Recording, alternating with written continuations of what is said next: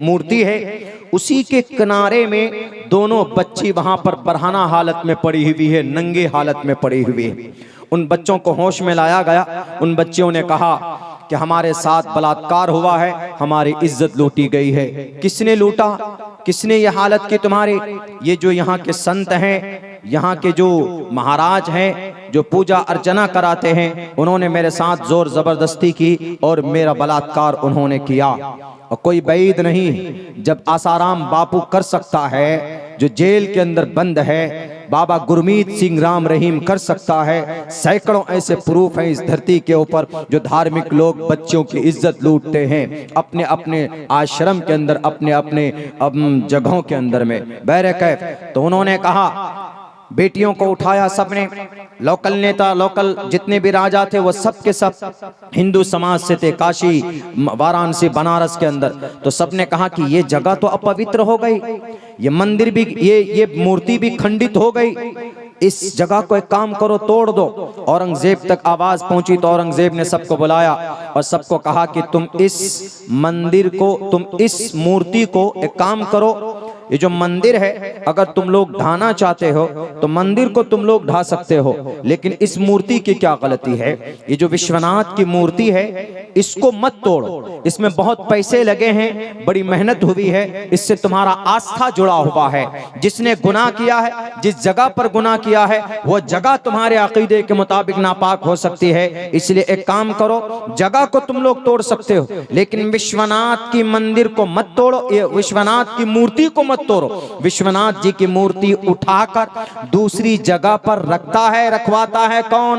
औरंगजेब। अगर अब्दुल्ला झूठ बोलता है, डॉक्टर BN पांडे की रिपोर्ट, बट्टा सीतारमन की किताब पर और पत्थर उठाकर देखो नालायको, जाहिल अकल के दुश्मनों।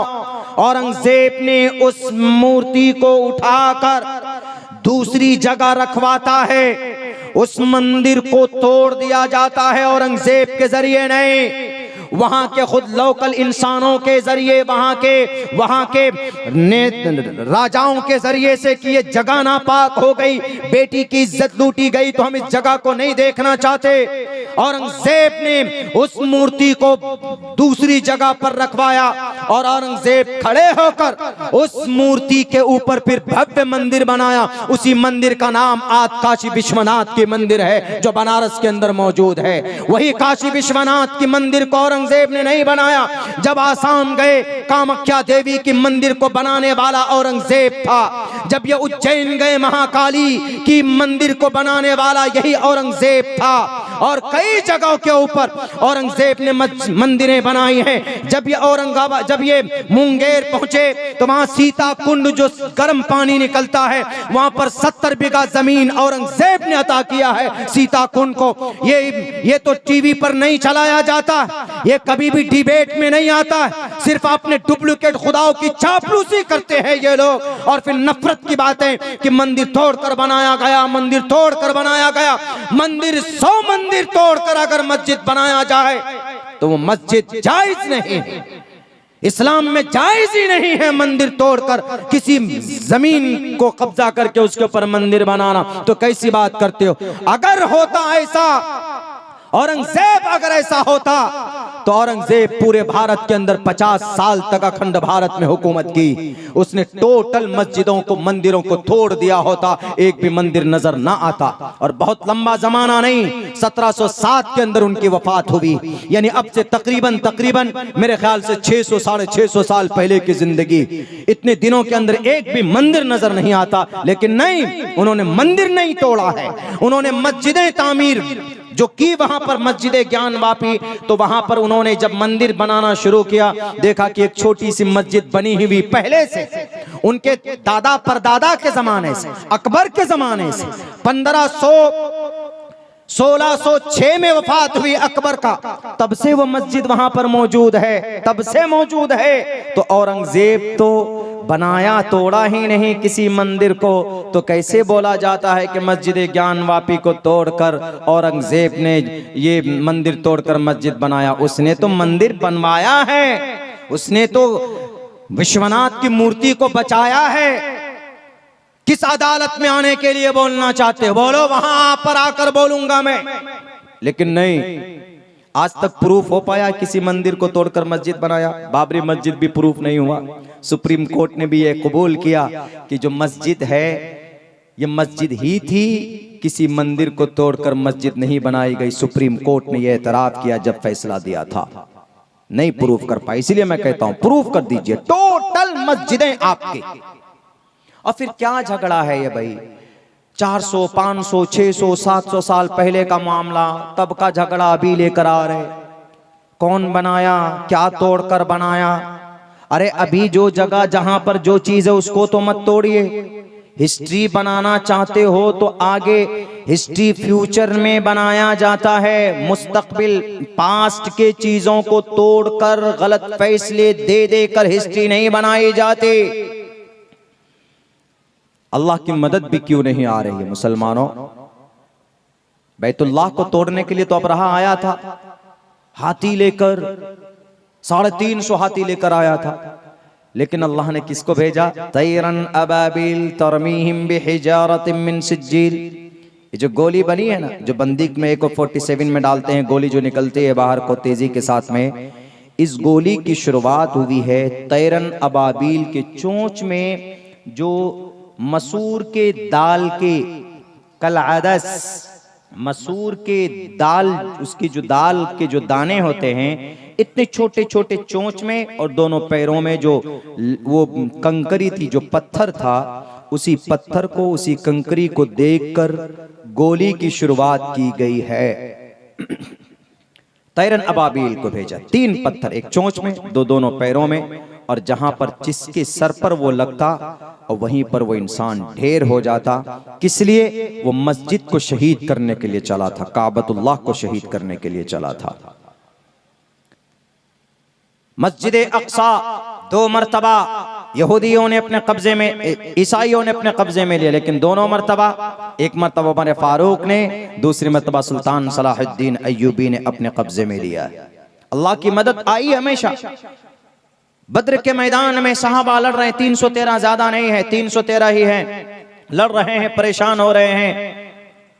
ईमान इतना मजबूत था, अमल इतना अच्छा था कि फौरन अल्लाह ने आसमान से हजरत जिब्राइल के जरिए उनकी निगरानी में कई हजार फरिश्तों को भेजा कि जाओ जिब्राइल, हमारे नबी लड़ रहे हैं, अब बड़े नेक इंसान हैं, अगर ये जिंदा रहे, बाकी रह गए तो दुनिया में इस्लाम का बोलबाला होगा, नहीं अगर वो खत्म हो गए, अल्लाह के नबी की दुआ थी, तो पूरी दुनिया से ईमान और इस्लाम का जनाजा निकल जाएगा। तो अल्लाह ने वहां पर भी मदद की। लेकिन आज ज्ञानवापी मस्जिद शहादत के करीब है, आज जामे मस्जिद बाबरी मस्जिद शहीद कर दी गई, मस्जिद अक्सा यहूदियों के कब्जे में, कुर्तबा की जामे मस्जिद ईसाइयों के कलीसाओं के रोमन कैथोलिक के कब्जे में है।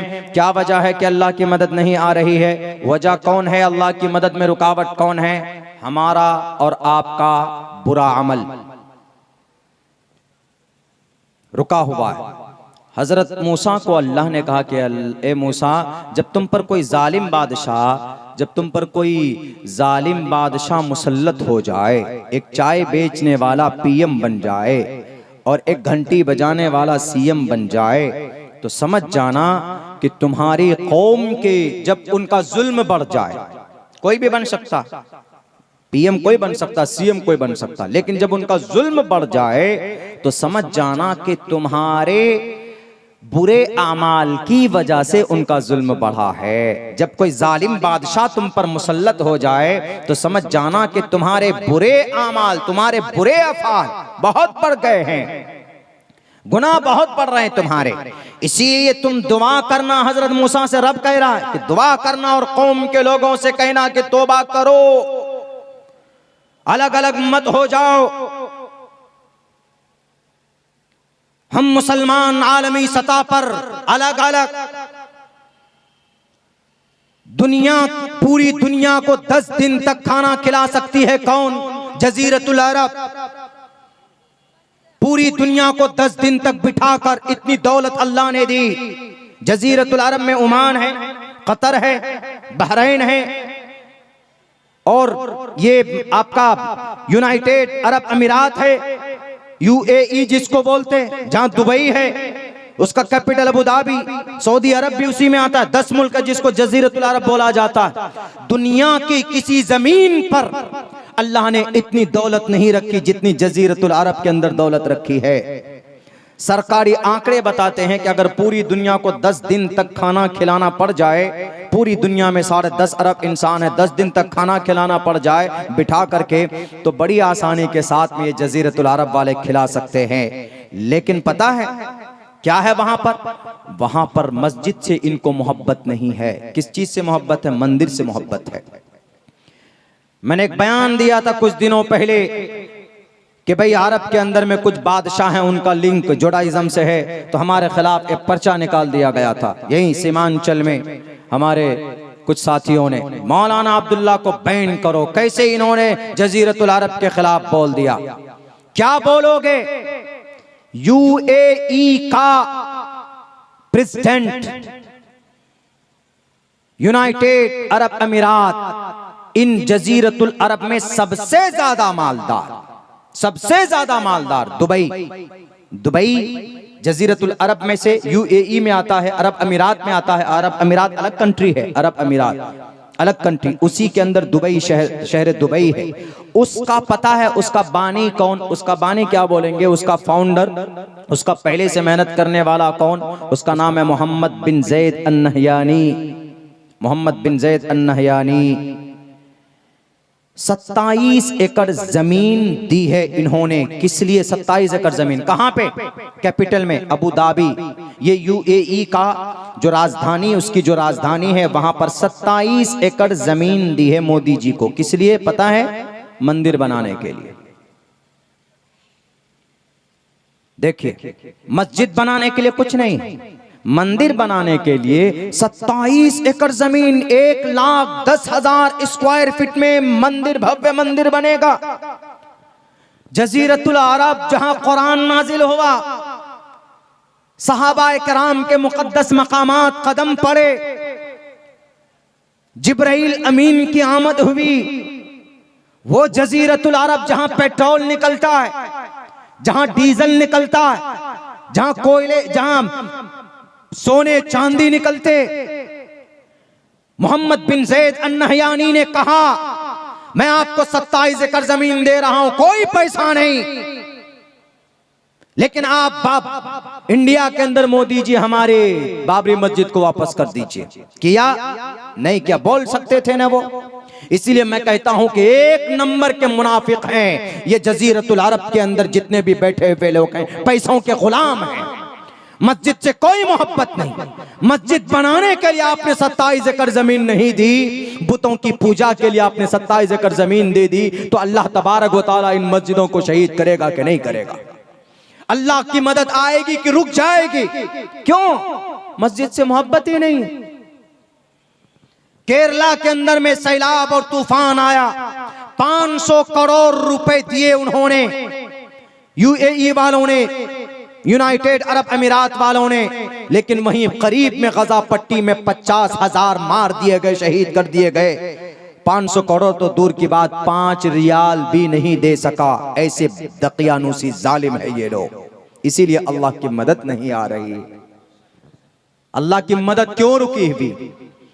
आज एक बरेलवी मकतबे फिक्र का आलिम दीन, कल शायद गुजरात में उनका प्रोग्राम था, ट्विटर पे देखा, मुफ्ती सलमान नाम करके है, उनको एटीएस वालों ने पकड़ लिया कि आपने अपने अशार के अंदर, आपने अपने जुमले के अंदर में कुत्तों से ताबीर किया, किसी का कुत्तों से शायद उनका नाम लिया गया है।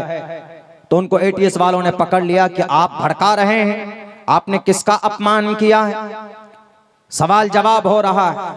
टोपी और दाढ़ी वाला था, मौलाना था, सलमान नाम था, शेरवानी थी, तो आपने पकड़कर फौरन अंदर कर दिया। वहीं पर राजा सिंह तो बहुत भूखता है, वो तो कुत्ते ही की तरह भूखता है, उसको नहीं पकड़ा जाता।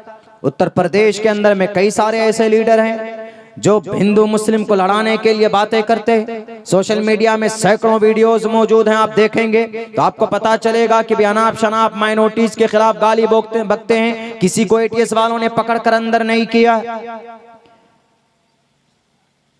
हम लड़ते रहे आपस में। अरे नहीं नहीं, सलमान अजहरी साहब तो देवबंदी मकतबे फिक्र का था, मानता हूं देवबंदी ये बरेलवी मकतबे फिक्र का था, मानता हूं कि बरेलवी देवबंदी अहले हदीस मकतबे फिक्र अलग अलग हैं, लेकिन आपको टारगेट सिर्फ इसलिए किया जाता है you are Muslim, you have टोपी एंड दाढ़ी, यू हैव पगड़ी। उसको इस बुनियाद पर अरेस्ट नहीं किया है कि तुम बरेलवी हो। मौलाना मुफ्ती अब्दुल समी को इसलिए नहीं पकड़ा गया था कि तुम देवबंदी हो। मौलाना कलीमुद्दीन सिद्दीकी को इसलिए नहीं पकड़ा गया था कि भाई आप नदवी हैं, आप देवबंदी हैं। मौलाना जर्जीस को इसलिए नहीं पकड़ा गया था कि भाई आप अहले हदीस के तर्जमान हैं। डॉक्टर जाकिर नायक को इसीलिए बैन नहीं किया गया कि आप अहले हदीस हैं, इसलिए टारगेट किया जाता है यू आर मुस्लिम।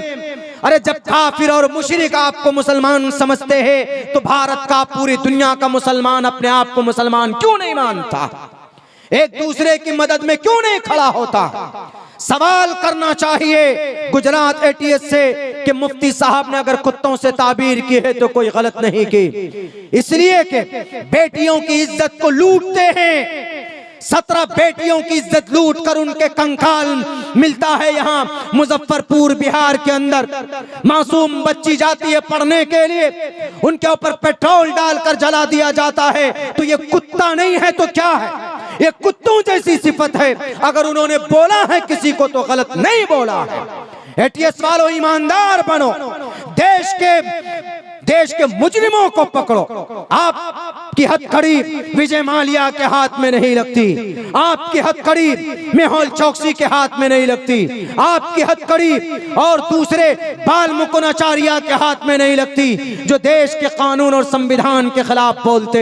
एक मौलाना, एक टोपी और दाढ़ी वाला जो सुन्नत रसूलुल्लाह का गुलाम है, जो आशिक रसूल है, जो अमन की बात करता है, जो सुकून की बात करता है, उनका मतलब यही था कि आज जुल्म का बाजार गर्म है।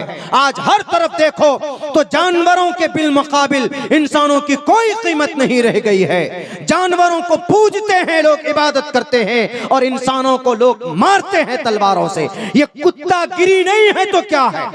इस हैसियत से अगर उन्होंने बोला है तो ये गलत नहीं है। दुनिया के किसी भी विद्वान से पूछ लीजिए जाकर के आप। लेकिन मेरे भाई और मुसलमानों, इबरत का मकाम तो हम लोगों के लिए कि ये सब कुछ हो रहा है, अल्लाह की मदद नहीं आ रही है। तो अल्लाह की मदद वहीं रुकी हुई है कि मुसलमान बटा हुआ है और मुसलमान बुरे रास्ते पर चल रहा है। न नमाज मुसलमान पढ़ता है, न मस्जिदें आबाद मुसलमान करता है, और न कोई लायहाय अमल है अपनी ज़िंदगी गुजारने की मुसलमानों की। तबीयत बड़ी खुश हुई जब पता चला कि 27,800 रुपये यहाँ के यंग जो युवा क्लब के नौजवानों ने पेश की। बड़ी तबीयत को खुशी मिली। इस मिल्लत और इस तकदीर के नक्शे को अगर कोई चेंज कर सकता है, इस देश के सिस्टम को, बुरे सिस्टम को कोई बदल सकता है, इस कौम की खोई हुई इज्जत अगर दोबारा कोई वापस ला सकता है तो वो सिर्फ हमारे जवान हैं, अगर वो सही रास्ते पर आ जाए तो। कोई लाहे अमल नहीं हमारे नौजवानों